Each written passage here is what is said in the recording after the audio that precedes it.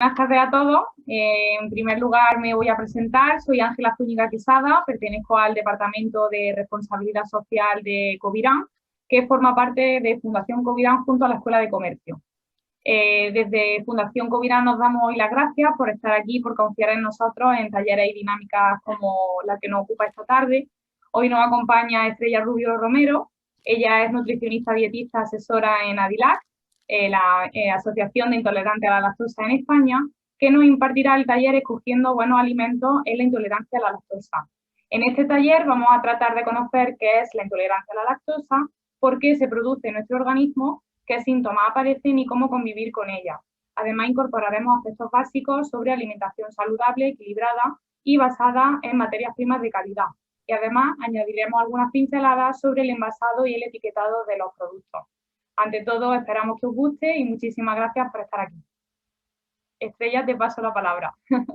Muchas gracias, Ángela. Bueno, pues gracias por la presentación. Yo lo primero voy a compartir la pantalla con vosotros. A ver. Vale, estupendo. Se ve bien, ¿verdad? Bueno, tú me vas diciendo, Ángela, si hay alguna cosita, pues tú me dices. Muy bien. Voy a apagar la cámara, ¿vale, Estrella? Si necesitas cualquier cosa, sobre todo por darte a ti mayor presencia, ¿vale? Vale, muy bien, muchas gracias. Bueno, pues como bien ha introducido Ángela, lo que vamos a hacer en la charlita de hoy, que va a ser algo cortito, ameno, sobre todo yo lo que pretendo con esta presentación no es otra cosa que dar pequeñas pinceladas efectivamente sobre qué es la intolerancia a la lactosa, llevarla al contexto de una alimentación saludable y en último lugar plantear a partir de una base de alimentación saludable qué alimentos procesados podríamos escoger atendiendo a su etiquetado y a su calidad nutricional. Todo esto, como digo, lo vamos a hacer de forma breve. Me gustaría dejar también unos minutos para quien quiera hacer alguna pregunta, que haya tenido dudas, pues que tenga alguna inquietud sobre la intolerancia a la lactosa y si yo se lo puedo resolver, pues encantada, ¿vale? Voy a empezar con lo más básico que es la lactosa. La lactosa es un azúcar, es un disacárido que está presente en todas las leches de mamíferos, incluyendo por supuesto la leche de la mujer, la leche materna, pero también vamos a hacerlo extensivo más allá de la vaca, cabra, oveja, búfala, todas las leches de mamíferos que comúnmente solemos utilizar. Esa lactosa, para ser absorbida en el intestino delgado, tiene que ser hidrolizada. Eso quiere decir que tiene que ser rota gracias a la actividad de la enzima lactasa. Una vez esa lactosa ha sido rota o hidrolizada en una molécula de glucosa y galactosa, es entonces cuando ya puede ser absorbida. Esta lactasa, esta enzima, se encuentra en las microvellosidades de los enterocitos del intestino delgado y en condiciones normales, de una actividad normal de la enzima, pues toleraríamos cualquier cantidad de lactosa que podamos tomar en nuestro día a día. Lo que ocurre es que la actividad, el porcentaje de actividad de esta enzima va variando a lo largo de los años. Desde el nacimiento, si nos lo planteamos como el sentido evolutivo, pues lógicamente tenemos suficiente cantidad de lactasa para hacer frente al alimento, al único alimento que tenemos en ese momento, que es la leche materna, que insisto, como decimos, tiene lactosa, ¿vale? Entonces, durante los primeros meses de vida tenemos una cantidad suficiente de lactasa para digerir este azúcar y es a partir de los 4 o 5 años cuando la actividad de la enzima empieza a decrecer. Eso no quiere decir que en el 100% de las personas ocurra, pero sí que es verdad que hay un porcentaje bastante alto de la población que tiene una disminución de la actividad de la lactasa. Esto es muy importante porque cuando hablamos de porcentaje nos estamos refiriendo a que prácticamente el 70% de la población tiene una intolerancia a la lactosa. Es decir, no se podría considerar propiamente una patología, una enfermedad, puesto que atañe a un porcentaje mayoritario de la población. De hecho, es una minoría la población que es... que tiene abastecida tanto la actividad como la cantidad de lactasa suficiente para hidrolizar la lactosa. Entonces, lo que me interesa sobre todo destacar son los tipos de deficiencia de lactasa, de la enzima. Fundamentalmente tenemos dos tipos, la intolerancia a la lactosa primaria, que es esta que os estoy comentando, que sería el 70% de la población, tiene una pérdida progresiva y además, y esto es muy importante, irreversible de la enzima, ¿vale? Hay una parte, un porcentaje bastante más pequeño de intolerancia a la lactosa que se dice secundaria. ¿Secundaria a qué? A otro tipo de enfermedades, pues ya sea a través de una enfermedad celíaca no diagnosticada, compatible también con enfermedad de Crohn, de síndrome de intestino irritable, también, por supuesto, algo que no sé si os sonará, pero que empieza a ser bastante habitual, por desgracia, que es el SIBO, el sobrecrecimiento bacteriano. Es decir, ante este tipo de eventos clínicos puede concurrir la intolerancia a la lactosa, pero en este caso sí puede ser reversible. Quiere esto decir que cuando se trata la enfermedad primaria, la enfermedad de base, entonces la intolerancia a la lactosa revierte. Por ejemplo, un caso muy habitual es la celiaquía. Un paciente debuta con celiaquía y en ese momento es intolerante a la lactosa también, no siempre, pero sí que es cierto que es un porcentaje bastante alto. Entonces, bueno, una vez se trata, se hace esa dieta totalmente exenta en gluten, hay un buen porcentaje de pacientes que sí acabarían tolerando la lactosa, ¿vale? Y bueno, luego tenemos efectivamente una intolerancia a la lactosa congénita. Esto sí que es muy poco frecuente porque es desde la primera exposición a la leche materna, ¿vale? Hasta aquí entonces serían los diferentes tipos de deficiencia de lactasa. Como digo, es muy habitual y esto lo remarcó mucho Oriol, desde Adilac también continuamente lo está explicando, precisamente porque antes se veía casi como atípico, como raro, como diferente la intolerancia a la lactosa, cuando en realidad no deja de ser un porcentaje mayoritario de la población.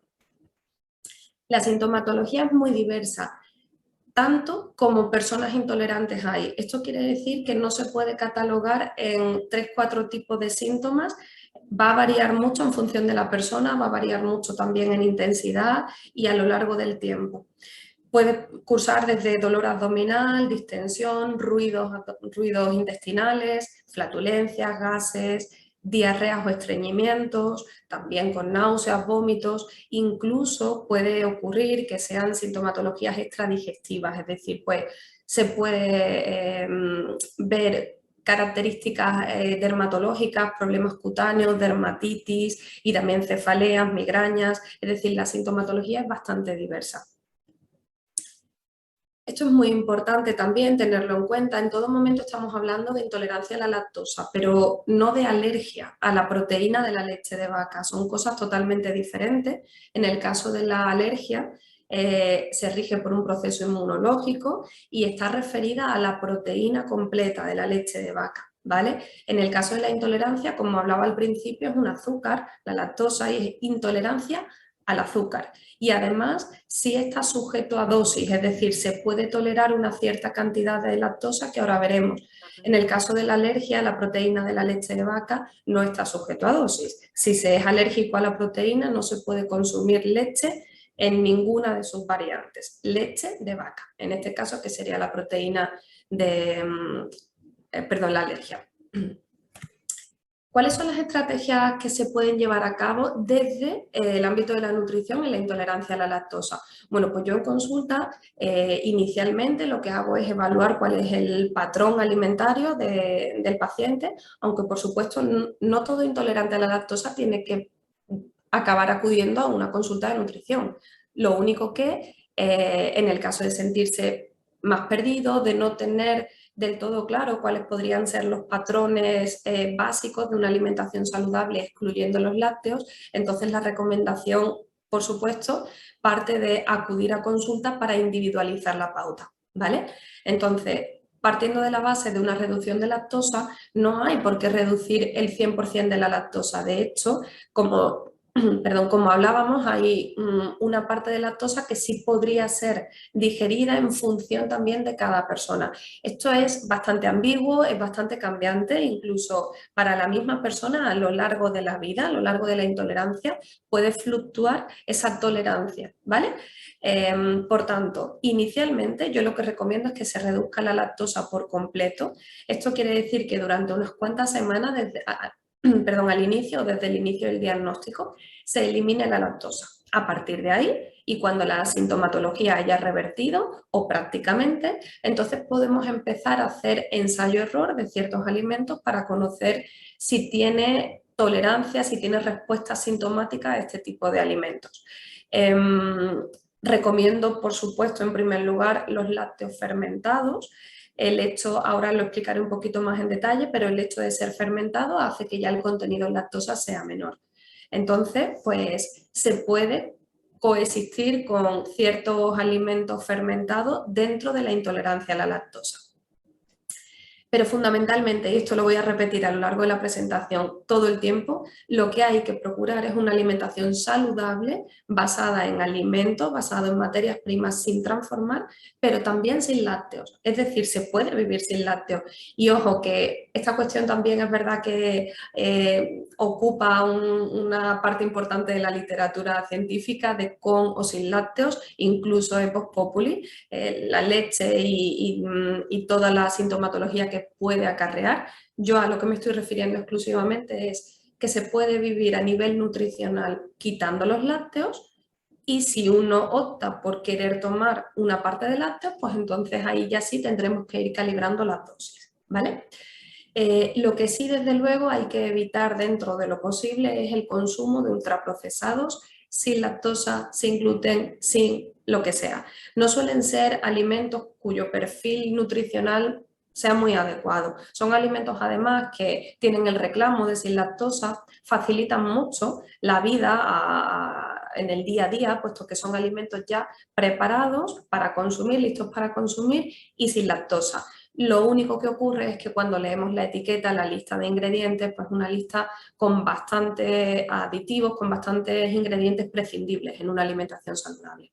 Hay que atender también, en el caso de retirar los lácteos, a la fuente de calcio y ciertas vitaminas que ahora vamos a comentar. Y un truquito es que en el momento en el que tú consumes la lactosa compartida con otros alimentos en esa digestión, el tiempo de digestión de la lactosa es más lento y por tanto la absorción se mejora. Eso quiere decir que hay que intentar, dentro de lo posible, no consumir la lactosa de manera aislada. Aún así, habrá personas que puedan consumirla y que no les afecte tomarse pues un yogur, por ejemplo, de manera aislada, sin tenerlo que mezclar con nada más, porque lo toleran bien, ¿vale? Y por último, veis que lo pongo en último lugar, existe la opción de la lactasa oral. Pues en el mercado farmacéutico hay muchas lactasas a día de hoy con diferentes opciones para consumir. Sí que es cierto que se puede tomar, cómo no, pero no podemos recibir el diagnóstico de la intolerancia a la lactosa y pretender llevar una alimentación exactamente igual que antes, pero consumiendo la lactasa oral, ¿vale? No sé si me explico bien con esto. El diagnóstico hay que tomarse su tiempo para aceptarlo, hay que interiorizar que soy intolerante a la lactosa y por tanto mi dieta, mi patrón alimentario debe cambiar. Y a partir de que cambie ese patrón alimentario de manera puntual, podré plantearme la opción de esa lactasa oral pues en circunstancias especiales, como puede ser pues en un cumpleaños, en una salida, por supuesto, eso sin duda. Os decía que mejor siempre el lácteo fermentado que la leche, ya que en el proceso de fermentación de la leche buena parte de esa lactosa es transformada a ácido láctico y por tanto el contenido total que puede llegar a tener el producto es mínimo. Mínimo pero existente, ¿vale? Por ejemplo, el kéfir o un yogur natural sigue teniendo trazas, bueno, no son trazas, de hecho son gramos de lactosa lo que permanece en el producto final. Además, parte de las bacterias lácticas que están presentes en el proceso de fermentación pueden producir lactasa. Es verdad que hay estudios, al principio incluso había contradicción con esto, pero sí que es cierto que podría haber una actividad lactasa por parte de esas bacterias que la produzcan. Y la textura viscosa, al igual que decía que es interesante consumir alimentos con lactosa junto con otros alimentos para que la velocidad de absorción de la lactosa sea menor y por tanto se acabe absorbiendo mejor, pues en este caso la textura viscosa del yogur optimiza la acción de la lactasa, ¿vale?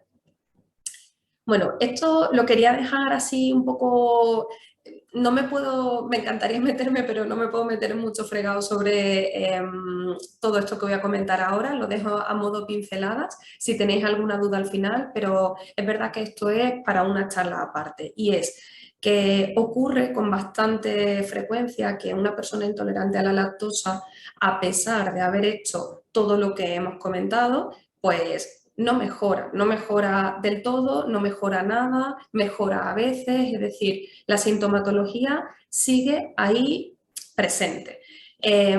Por tanto, insisto mucho, una vez hemos valorado, yo por ejemplo en consulta una vez he valorado con el paciente que esa persona está haciendo una dieta exenta de lactosa, que verdaderamente no está transgrediendo, habría que valorar la posibilidad de otros diagnósticos. Lógicamente yo no soy quien diagnostica, eso sería el médico y el especialista en digestivo, pero sí es verdad que podemos ir intuyendo a través de la alimentación, de la sintomatología, y por tanto, por supuesto, derivar al especialista, ¿no?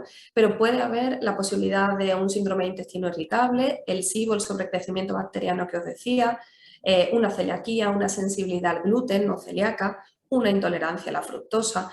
Todo esto también plantea síntomas muy similares a la intolerancia a la lactosa y es interesante que lo tengamos en cuenta como posibilidad. Claro, ¿y qué es lo que ocurre? ¿Qué pasa? ¿Qué hago? Estrella, es lo que muchos pacientes me dicen, ¿y ahora qué hago? Si solo he mejorado un poco después de todo el tiempo que llevo habiendo retirado la lactosa, ¿qué ocurre? Bueno, pues es que puede haber una baja tolerancia a los hidratos de carbono fermentables. Y aquí introduzco una palabra que a lo mejor os puede sonar, que es la FODMAP. Los FODMAP y la dieta baja en FODMAP se ha visto como una herramienta terapéutica bastante útil en el síndrome de intestino irritable y se trata de, bueno, consiste en reducir una serie de azúcares, fibras fermentables que son los que causan esa sintomatología. Una de esas azúcares sería la lactosa, pero también hay otros tantos, entre los que se encuentra la fructosa, los fructooligosacáridos, el sorbitol, etc. ¿Vale? Como digo, esto es un tema que por desgracia está creciendo cada vez más y convive una persona que puede tener intolerancia a la lactosa con otro tipo de intolerancias o patologías como las que acabo de mencionar. Bueno, pues primera parte concluida, que sería esa breve introducción sobre la fisiología, sobre la sintomatología de la intolerancia a la lactosa. Vamos ahora ya de lleno a cómo podríamos hacer una dieta equilibrada, variada y saludable sin lactosa y especificando basada en alimentos, ¿vale? Como decía, si eliminamos la fuente láctea, lo más importante que tenemos que tener en cuenta es ¿qué aporta el lácteo? Pues nos aporta sobre todo calcio, vitaminas liposolubles, A y D, y proteínas de alto valor biológico. Esto habría que tenerlo en cuenta fundamentalmente en la población adolescente, también en mujeres perimenopáusicas cuya ingesta de calcio haya que tener muy revisada, ¿vale? Y por supuesto habría también que tener en cuenta ya no solamente la ingesta de calcio total, sino aquellos alimentos que impiden la absorción del calcio. Ahora os explico. En esta diapositiva podemos ver equivalencias, por ejemplo, de un vaso de leche, el contenido en calcio que tiene, pues todo lo que os pongo a continuación sería equivalente en contenido total de calcio. Por ejemplo, un vaso de leche equivale a 2 yogures naturales o a una lata de sardinas o a 12 higos secos o a un buen plato de col, unos 200 gramos de col. Hablo de cantidad total de calcio, eso no quiere decir que se absorba todo de la misma manera. De hecho, la biodisponibilidad que se llama del calcio en cada uno de estos alimentos puede llegar a ser muy diferente. Pero porque tengáis idea, si yo retiro la leche, pues en la columna de la derecha hay muchos alimentos de origen vegetal que aportan calcio. De hecho, las crucíferas, acelgas, bueno, las acelgas no son crucíferas, pero col, coliflor, brócoli, berza, coles de Bruselas, la lombarda, aportaría calcio. También súper interesante las legumbres, tanto los garbanzos, las alubias. La combinación del garbanzo con el sésamo, que sería el humus, pues también es un contenido en calcio altísimo. Y muy interesante también que tengamos en cuenta en general los frutos secos, pero sobre todo las almendras y en este caso las semillas, ¿vale? En cuanto a la vitamina D, que decimos que también aporta la leche, no en mucha cantidad, pero bueno, sí que es verdad que sobre la vitamina D se están estudiando y se están publicando estudios cada vez más importantes, más interesantes. Se pensaba exclusivamente que la vitamina D se relacionaría con el metabolismo óseo del hueso, pero ya se está empezando a relacionar con un sinfín de otras patologías, ¿no? Entre las que se encuentran las patologías autoinmunes, por ejemplo, patología digestiva. Entonces, ¿qué fuentes podríamos encontrar de vitamina D en la alimentación? Muy pocas, por desgracia. De hecho, exclusivamente sería el pescado azul, con especial atención al hígado de... El hígado de bacalao no es pescado azul, pero bueno, el salmón, la caballa, y quería referirme a que el hígado de bacalao es uno de los alimentos que mayor contenido en vitamina D aporta, ¿vale? Pescados azules, pues salmón, atún, caballa, bonito, pez espada, melva. El huevo, la yema del huevo, esto es hablamos de una vitamina que se solubiliza en grasa, por tanto son alimentos que al mismo tiempo aportan mucha grasa, ¿vale? La yema del huevo sería también muy interesante. Y un apunte que me parece importante, y es que ya que estamos hablando de una intolerancia que se produce en el intestino, cuidemos de la mejor manera posible nuestro intestino, ya no solamente a través de los famosos probióticos que se pueden consumir a través de cápsulas, sino mejorar nuestra microbiota a través de una alimentación variada, basada en ciertos alimentos cuyos componentes prebióticos también pueden tener un efecto de abono en esa microbiota y que forman parte de la alimentación basada en materia prima, lo que sale de la tierra y lo que sale del mar, y fundamentalmente en este caso lo que sale de la tierra.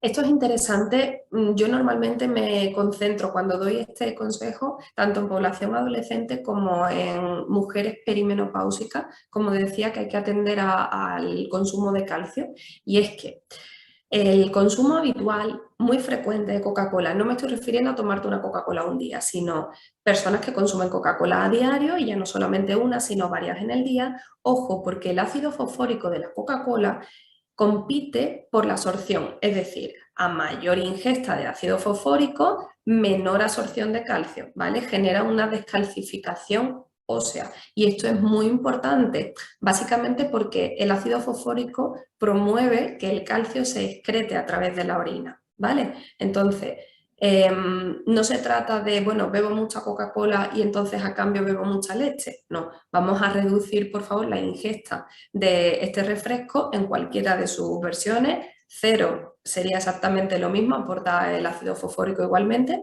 y sobre todo por lo que digo, porque si ya de por sí estamos retirando una ingesta de calcio interesante a través de los lácteos, vamos a cuidar que no haya otros alimentos que nos lo estén fastidiando. Los fitatos, pues aquí tenemos otro ejemplo de antinutriente, y es que los fitatos es una sustancia química que está generalmente en la cobertura de ciertos cereales, legumbres, frutos secos, semillas, y hace que la absorción del calcio, la biodisponibilidad del calcio disminuya. ¿Tendríamos entonces que eliminar el consumo de estos alimentos? No, en absoluto. Hay técnicas culinarias que podrían mejorar la absorción del calcio. Por ejemplo, cuando remojamos o tostamos las semillas o los frutos secos, cuando fermentamos la legumbre. Una legumbre fermentada es el brote de soja. La soja es una legumbre, y esos brotes, esos germinados que tomamos, sería una opción también bastante saludable. Los fermentados, por ejemplo, cuando se hace el tempé, que sería una fermentación también de la soja o del garbanzo, pues hace que el contenido en fitato se reduzca mucho y por tanto no compita con el calcio. También compite con el hierro. Los oxalatos, los taninos, por ejemplo, no lo he puesto en la presentación, pero sí os lo digo como dato interesante. Tomar un café o un té después de comer aporta una serie de taninos que harían esa competencia con la absorción del calcio. Eso quiere decir que si es posible, no pasa nada porque un día te tomes un café después de comer, pero si es posible, intenta que ese café pase al menos 2 horas después de la comida principal donde haya habido lácteo, ¿vale? Y imagino que estaréis pensando, ¿y qué hay de mi café con leche por la mañana? Claro, aquí ya hay que priorizar, cada uno pues tendrá que ver dónde está su prioridad, si su café le gusta café con leche o café con cacao, que igualmente también tiene esos antinutrientes. Bueno, pues que la comida siguiente, la otra comida principal del día, si lleva calcio, intentemos entonces evitar lo que hablo, ¿no? Del chocolate, el té, el café, el alcohol a la hora de la comida. Y el salvado de trigo también muy importante tenerlo en cuenta. Por eso, uno de los motivos de los tantos por los que un pan que no sea 100% integral tampoco merece mucho la pena a nivel nutricional. El pan de baja calidad integral, es decir, ese que es harina refinada pero con salvado añadido, casi mejor ni lo compréis, porque igual ese salvado lo único que está haciendo es fastidiar la absorción de otros nutrientes interesantes en el cuerpo. Bueno, esto me podría detener muchísimo en el plato saludable porque al final es la herramienta didáctica más utilizada para explicar cómo podría ser una alimentación saludable, pero solamente doy algunas pinceladas breves. Por ejemplo, una alimentación para cualquier persona, sea o no sea intolerante a la lactosa, tiene que estar basada en verduras. Esto quiere decir verduras variadas en colores, en formas de cocinado, pero al menos el 50% de lo que comemos tendría que estar basado en verduras. Y ya la otra mitad de nuestro plato se divide entre proteínas e hidratos de carbono. Las proteínas es todo lo que sale de lo animal, carne, pescado, huevo, marisco y también el lácteo. El lácteo, como decíamos, aporta proteína. Y por otro lado tenemos las proteínas vegetales, las legumbres y los frutos secos. Por otro lado, los cereales integrales, pues arroz, pasta, tubérculos, por supuesto, batata, yuca, sería el otro cuarto del plato. Y de esta manera conformaríamos un plato equilibrado en proporciones. Hasta aquí lo único que nosotros tendríamos que retirar sería la parte láctea y como decimos tenemos alternativas suficientes para llevar a cabo una alimentación saludable sin necesidad de consumir lácteos. Ahora bien, es perfectamente válido que nosotros consumamos nuestro lácteo en diferentes formatos. Podría ser que consumamos la opción, la versión lácteo sin lactosa, que ahora veremos, o podría ser las alternativas vegetales, pues una bebida vegetal de soja o una bebida vegetal de almendra, que ahora veremos, ¿vale? Os he propuesto, de hecho, aquí 3 opciones de 3 días diferentes, desayuno, almuerzo y cena, que propondría una alimentación naturalmente sin lactosa, otra basada en productos sin lactosa, es decir, productos específicos procesados sin lactosa, y luego utilizando productos alternativos basados en vegetales, pues como es la soja, el coco, etc. Pues un café con unas tostadas de aceite y tomate, por ejemplo, en el desayuno. En la comida aportamos esos higos secos que decíamos y las nueces tostadas para que se mejore la absorción del calcio y no intervenga. Las lentejas, en este caso, con verdura, la cúrcuma como una especie interesante. Y después por la noche una crema de calabaza que tiene la proteína a partir del huevo, la patata, el hidrato de carbono. Es un menú totalmente equilibrado en lo que acabo de explicar del plato saludable, lo único que no tiene ningún alimento procedente de los lácteos. En la columna siguiente tendríamos el uso de la leche sin lactosa, en este caso también, por ejemplo, la mayonesa sin lactosa, y por la noche, si se utilizan panes envasados, por supuesto habría que tener en cuenta que los panes pueden llevar leche añadida. Leche en diferentes opciones, en formatos, también podría ser trazas de leche, ¿vale? Y las alternativas procesadas, pues por ejemplo podría ser utilizar el yogur de coco o utilizar algún yogur de soja, yogures vegetales, a los que le vamos a añadir semillas, frutos secos, fruta. En la comida de mediodía planteo, en lugar de la nata sin lactosa, pues utilizar la nata de coco, que puede ser otra opción exquisita para hacer así comida más tipo asiática, oriental. Y por último, ¿por qué no utilizar el tofu? Que sería una opción que aporta un alto contenido en calcio, igualmente, que procede de la soja. Sería la leche de soja cuajada, por decirlo de alguna manera, ¿vale? Y aquí tenemos 3 propuestas diferentes, ya a gusto de cada uno cómo quiere llevar su alimentación. Lógicamente, yo lo que voy a intentar siempre promover es la primera columna, pero eso no quiere decir que la segunda y la tercera no sean perfectamente compatibles en nuestra vida diaria, ¿vale? Si bien atendamos siempre a que sea un consumo menos frecuente. Bueno, pues me voy a la última parte, que sería la del etiquetado nutricional. Esta es verdad que nos puede ocupar largo y tendido, sobre todo porque el etiquetado, bueno, la legislación en torno al etiquetado es compleja, es a veces difícil de llegar a la población. Mira que, por ejemplo, en Adilac se hizo una charla, un encuentro bastante interesante que os recomiendo que veáis en el canal de YouTube, porque sí que es verdad que hay mucha letra pequeña que no se termina de entender bien en torno a la lactosa. Por ejemplo, con la celiaquía, con el gluten, si está mejor legislado, si está mejor detallado, y aún así hay a veces problemas, hay a veces bueno, pues denuncias de alimentos que no se corresponde el etiquetado con la composición.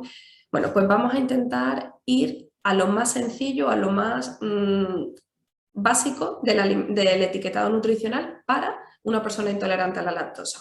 Bueno, ya me habéis escuchado, esto lo voy a repetir de nuevo para que así con eso se nos queda. Una alimentación, una dieta libre de lactosa no significa llenar la cesta de ultraprocesados sin lactosa, de verdad que no. Se puede llevar a cabo perfectamente sin acudir a este tipo de alimentos, ¿vale? Que no pasa nada, que si es de manera puntual, especial, no hay ningún problema, pero por ser intolerante a la lactosa no hay por qué consumirlo. Bueno, pues en el momento en el que en la lista de ingredientes aparezca la leche, tiene que verse de forma clara, ya sea porque lo pongan en mayúscula, en negrita, pero tiene que verse porque eso quiere decir que el producto contiene lactosa y proteínas lácteas, ¿vale? A día de hoy, y ahora os voy a poner alguna etiqueta, ya en esto hemos avanzado y se ve, tú puedes leer en la etiqueta si ese producto contiene leche. O, por ejemplo, lo que os pongo en la columna de la derecha, que sería ingredientes que contienen lactosa.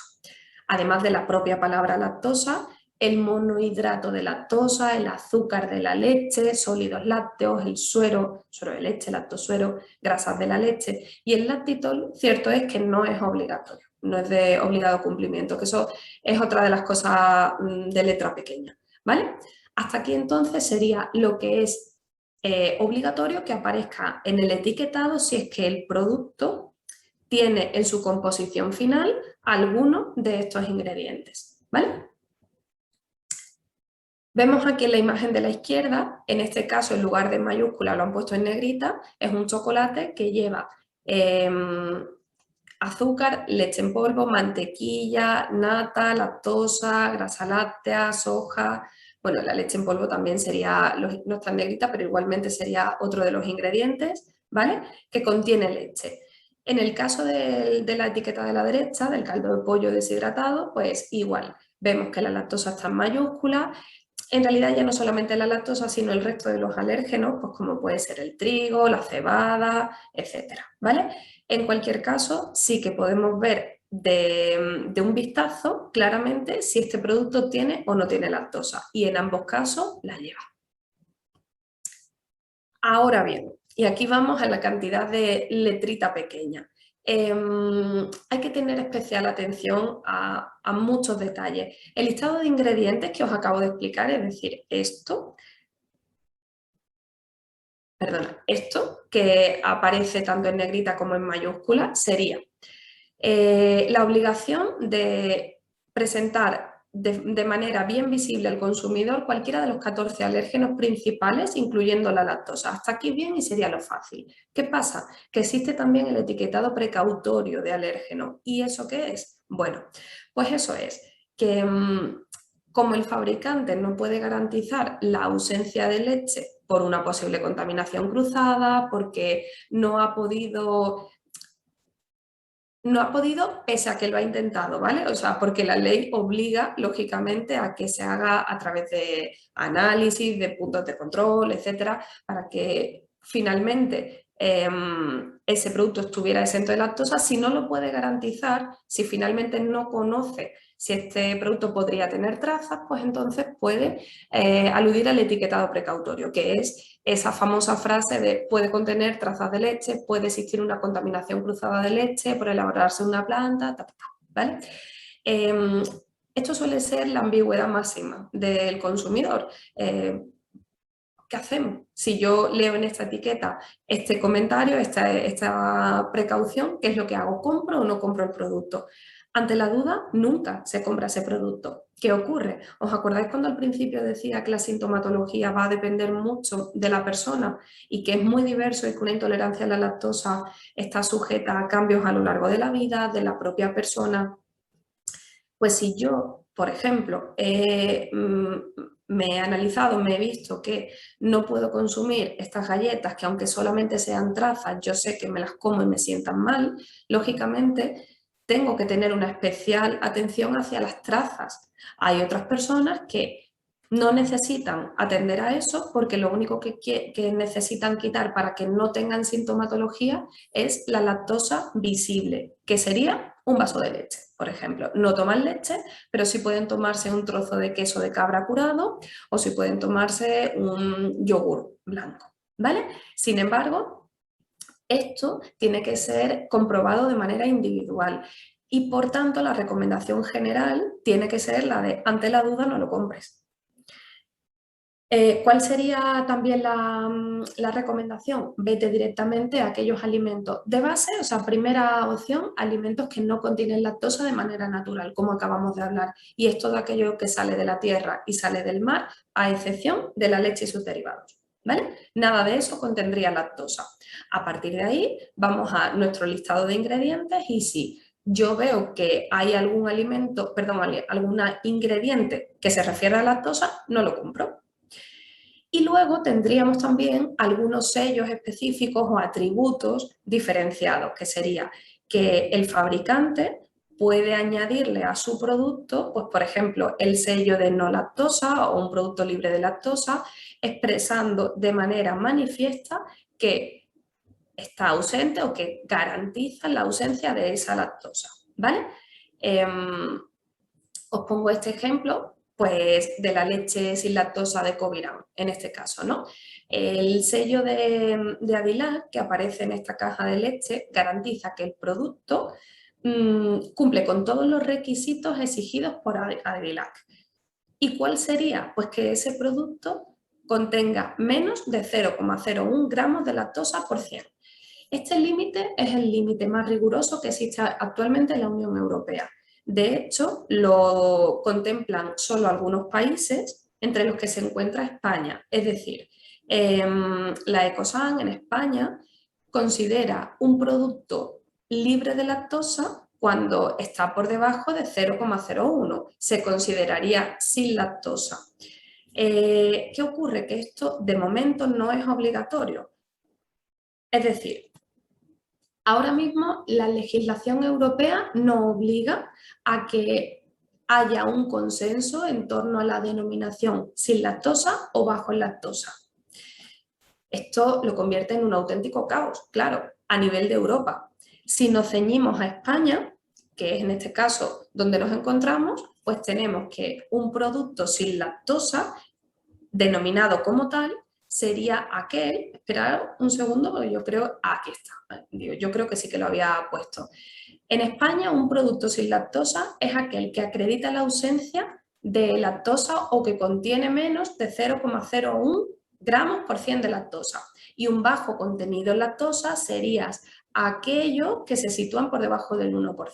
¿vale? ¿Veis la diferencia? No es lo mismo. No es lo mismo un producto sin lactosa que un producto con bajo contenido en lactosa. De hecho, hubo problemas hace no mucho tiempo en otra cadena de supermercados en la que se hacía una mención que inducía al error por parte del consumidor.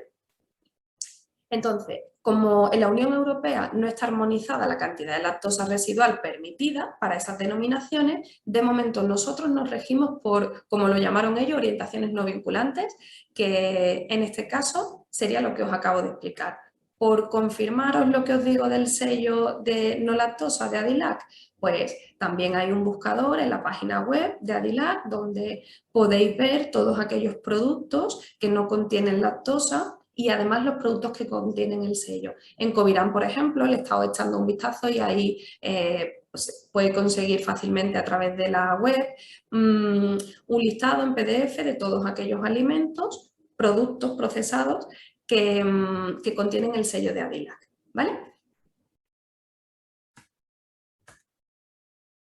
En este caso, si veis la imagen de la derecha, pone al final de la etiqueta contenido en lactosa menos de 0,01 gramos por 100. Esto hace que se pueda considerar un producto sin lactosa. ¿Qué es lo que además ofrece el sello de Adilac? Este sello de aquí, pues que está sujeto a una serie de análisis, de seguimiento más específicos y más rigurosos que le otorgan esa calidad, ¿vale? Es un sello al final de calidad. Os recomiendo, si conocéis la página web de Adilac, es muy interesante porque a través del semáforo podéis ver la distribución de los diferentes alimentos, tanto alimentos cuyo contenido en lactosa los hace no recomendables, incluso aquellos que podrían contener lactosa. No se sabe, podrían o no podrían, pero por si acaso están en amarillos.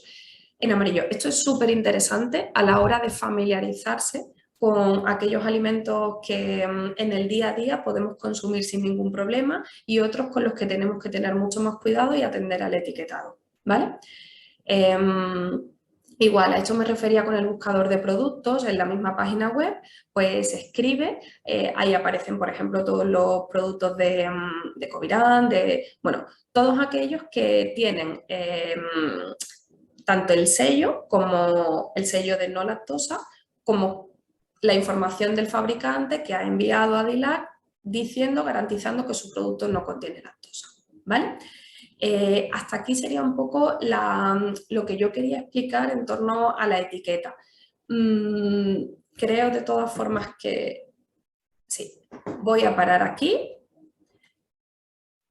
Si queréis hacer alguna pregunta, yo he intentado hacer un breve resumen lo más escueto posible sobre todo lo relacionado con los aspectos más interesantes nutricionalmente hablando de la intolerancia a la lactosa. Y bueno, pues no sé si queréis hacer alguna pregunta, algún comentario.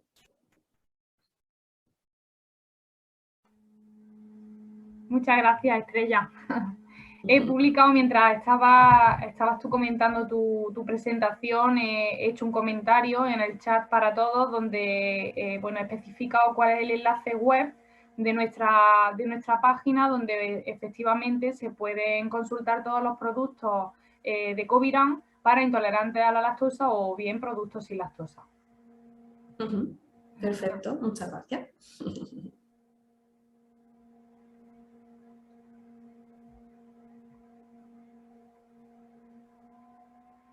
¿Nadie tiene preguntas? Venga, si no queréis hablar, por lo menos por el chat. Dice Sheila que excelente presentación, Estrella. Ay, muchas gracias. La verdad que es súper interesante, ¿eh? Sería quizá una buena idea encasillar o clasificar los diferentes temas que hemos estado hablando esta tarde para en el futuro desarrollar talleres más específicos sobre determinados, como te digo, determinados bloques. El tema del etiquetado es súper importante. Además, como bien dice, el reglamento de la Unión Europea es bastante ambiguo, además muy cambiante. que si mayúscula, que si minúscula, Sí. negrita, y la verdad que sí, que podría ser interesante. Por aquí nos dice, me ha encantado y súper interesante, Seila. Luego dice Laura, me ha encantado, he aprendido muchas cosas, Laura, gracias. Qué bien, bueno, gracias a vosotros. Dice Virginia, enhorabuena por la presentación, muy completa y bien estructurada, he aprendido mucho, sobre todo muy bien explicado. Anda, que bien, Estrella. Nada, muchas gracias. Yo con lo que estás diciendo del etiquetado, una cosa que, claro, que me viene a la mente continuamente y es algo que nos ocurre, es que he visto la palabra tiempo ahí en la presentación y el tiempo, eso con lo que no contamos nadie y que vamos con esa prisa al supermercado a hacer la compra siempre, a la hora de ver la etiqueta es realmente caótico, porque si tenemos que ir a un producto nuevo a buscar si lleva o no lleva lactosa, si las trazas, si el etiquetado precautorio, por eso hacía mención al buscador, porque es verdad que en el buscador de Adilac hay una barbaridad de productos sin lactosa, que ya te facilita mucho. Incluso pues en Covirán ya aquellos productos que eran un montón, los que hay con el sello de sin lactosa, eso ya va facilitando mucho la tarea para que el consumidor vaya directamente a tiro hecho a comprarlo. Si no, al final, ante la duda, se compra, te sienta mal y estamos en el bucle siempre de la sintomatología del no estoy del todo bien. Nos dice Seila Estrella que si contamos contigo para otra formación sobre etiquetado. Bueno, pues eso lo hablamos, claro que sí. Todo lo que pueda ser de divulgar, claro, encantada. Estupendo. Es un placer, la verdad. Igualmente. Pues nada, nadie se anima de los que quedamos. Una pregunta. Sí, Merced, se te Sí, escucha hola. perfectamente. Hola. Buenas. Yo quería preguntar si, porque los alimentos que tienen leche de oveja o de cabra siempre son más fáciles de digerir que los de vaca, ¿no? Cuando hablamos de lactosa, hablamos o sea, ¿tienen lactosa también los lácteos de oveja y de cabra? ¿Son más saludables? Yo intento comer los lácteos siempre de oveja y de cabra. De vaca, como mucho un kéfir, que sé que es un doble fermentado y es mucho más saludable. Pero que bueno, que hasta ahora nunca me ha sentado nada mal, es simplemente porque sé que es más sano. Pues qué bien que haya sacado esta pregunta. Tienes razón, en mi afán de hacer cortita la presentación hay un montón de cosas que me he saltado, así que qué bien que lo estés diciendo. Efectivamente, la cabra y la oveja se tolera mejor no porque no tenga lactosa, porque como decíamos al principio, toda leche de mamífero va a contener lactosa. Lo que pasa es que cierto es que la cabra en concreto tiene un menor contenido, no es que sea tampoco muy bajito en comparación a la vaca, pero tiene menor contenido en lactosa y sobre todo su perfil digestivo se relaciona con las proteínas, es decir, que las caseínas de esa leche son a nivel inmunológico más parecidas a las nuestras y que a nuestras proteínas, nuestras inmunoglobulinas, y eso hace que finalmente en muchas personas la leche de cabra sea mejor tolerada que la leche de vaca. De hecho, incluso hay niños lactantes a los que por el motivo que sea no se les puede dar leche materna y las fórmulas, muchas de ellas se hacen a partir de leche de cabra.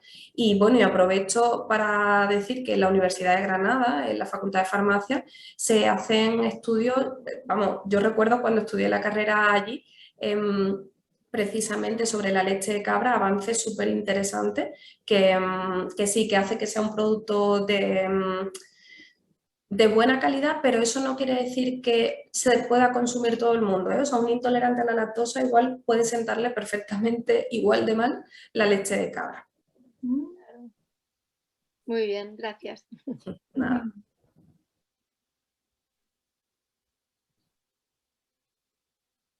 Pues yo creo que no se anima nadie más. Bueno, eso es que les ha quedado claro. Bueno, quedan mucho, como te decía, la verdad que sería interesante desarrollar diferentes talleres de diferentes bloques porque, bueno, ha sido muy completo, pero quizá en algunas partes escueto y, Claro. y bueno, pues nada, contaremos contigo en futuras ocasiones. Venga, pues claro que sí, lo hablamos eso, por supuesto. Y nada, de todas formas, cualquier duda que se tenga con respecto a la lactosa, a través de la página web también se puede hacer, hay un formulario de contacto y ahí yo resuelvo las dudas a través de eso, de la página web, está de hecho aquí reflejada, y si hay alguna duda nutricional relativa a la intolerancia a la lactosa, pues la puedo resolver también. Qué ¿Vale? bien. Muchas gracias, Estrella. Un Bueno, placer. gracias a vosotros.